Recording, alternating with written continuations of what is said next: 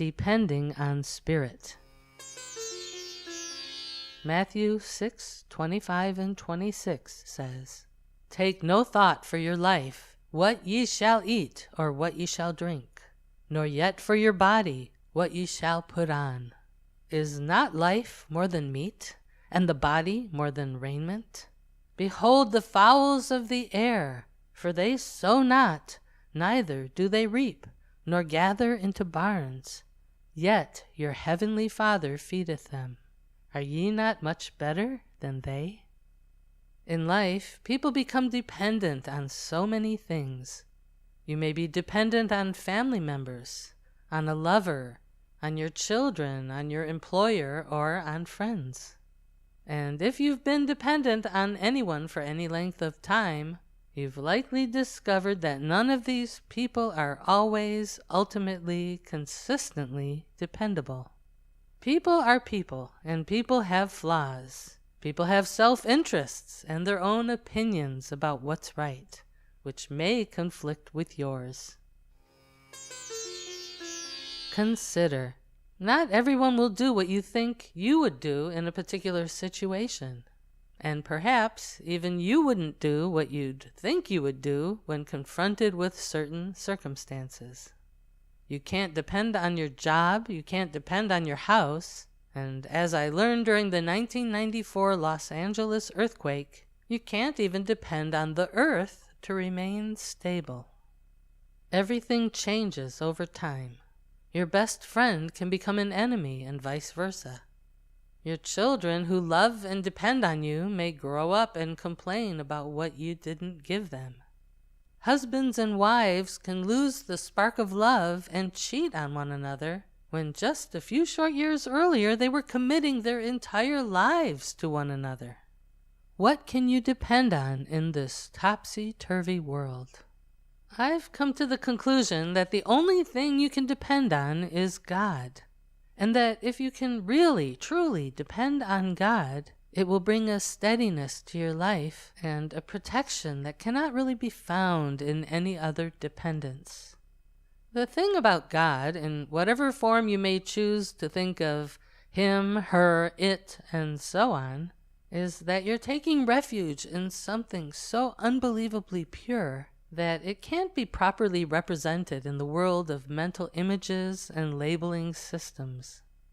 God is like a divine fire, and everything you put into that fire becomes pure.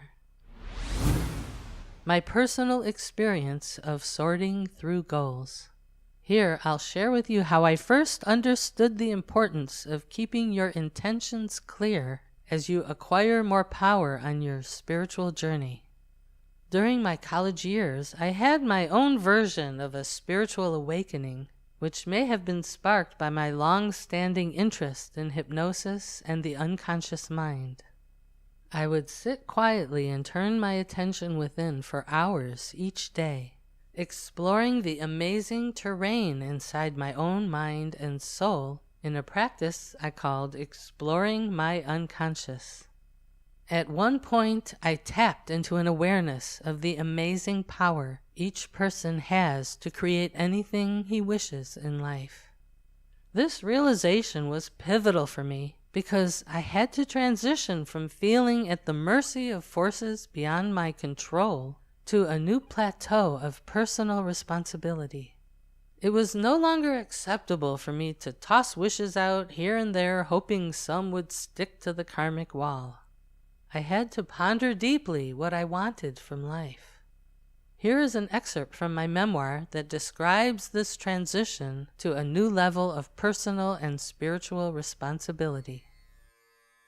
I began to notice how having a particular attitude would not only color my subconscious expectations and affect my outward demeanor in the world, but seemed to somehow get underneath the very fabric of life, creating undeniable modifications in the world around me. Although it would be many years before I'd encounter a philosophy that would explain this sense of personal potency, I nevertheless began to appreciate my own channel of input into the heretofore random waves of life. I had discovered my own power of co-creation. This was the time to decide what I really wanted. The doors of possibility opened wide. Should I become beautiful, famous, wealthy, brilliant, respected, loved? I sorted through all the potential desires that came up and one by one tossed them to the side. In an objective light of real possibility, each of these potential desires crumbled into insignificance. They were based on goals that had been injected into me by contemporary society. They were not my own. What did I really want from life? Well, I wanted to do whatever was right, based on a big picture I could never see. I wanted to be whatever I was meant to be, and to be happy with whatever my destiny brought. How could I ask for specifics when I was embroiled in cultural illusions? How could I ever know what was really important in life? After casting aside a long list of potential goals, I realized that all I really wanted was to be content. No matter what porridge of experience was placed before me, I wanted it to taste good. I wanted sweet times to taste good, and I wanted sour times to taste good as well. I wanted to move with the natural flow of life instead of asking that my short-sighted desires be fulfilled. I wanted my desires and actions to align with whatever was meant to be. I wanted to be in tune with the universe. Clearly, the all-pervasive intelligence that guides the atoms and galaxies to move with such perfection could choose the best path for my life. My best course of action was to get out of the way of its flow and to be happy with whatever unfolded. Unknowingly, I had tapped into the secret of surrender as a path to happiness. Consider. Can spiritual power help you to get rich? Sure. Can it make a person you love fall in love with you? Quite possibly.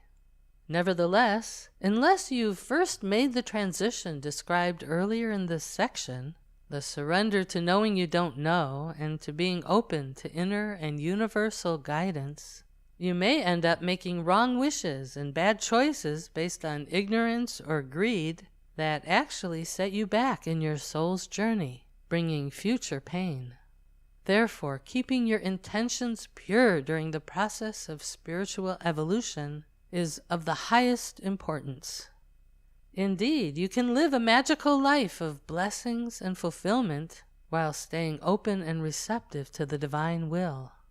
By surrendering your small desires into a bigger trust in a benevolent universe, you open yourself to greater fields of experience than you may have ever imagined to ask for.